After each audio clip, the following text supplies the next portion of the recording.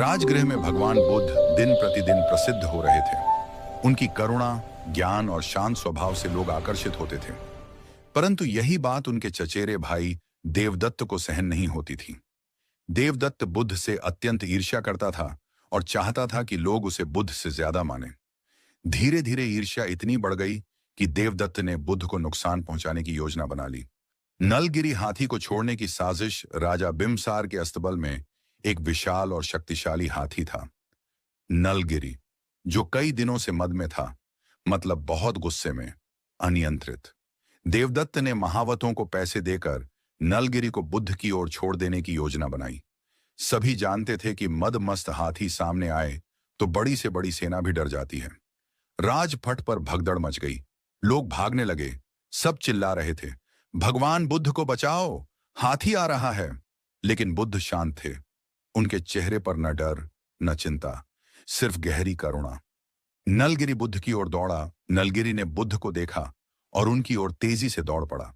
धूल उड़ने लगी, धरती कांपने लगी, चारों ओर चीख पुकार मच गई। अनुयायी भी डर गए, परंतु बुद्ध वहीं खड़े रहे, शांत, स्थिर, प्रेम और दया से भरे हुए।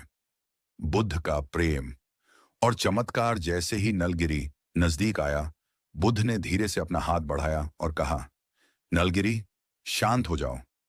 यह आवाज सामान्य नहीं थी।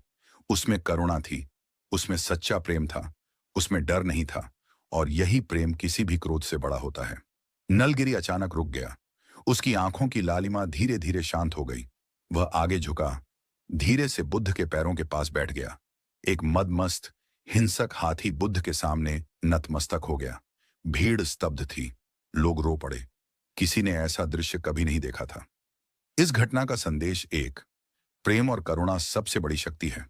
क्रोध को क्रोध से नहीं, प्रेम से जीता जाता है। 2, असली साहस बाहरी ताकत में नहीं, आंतरिक शांति में होता है। 3, बुराई और ईर्ष्या कभी जीत नहीं सकती। देवदत्त की सभी योजनाएं विफल होती गईं। जिंदगी की सबसे खतरनाक लड़ाई बाहर नहीं होती, वो हमारे भीतर चलती है, जहां डर चिल्लाता है और धैर्य खामोश खड़ा रहता है। और वहीं से शुरू होती है बुद्ध की शांति।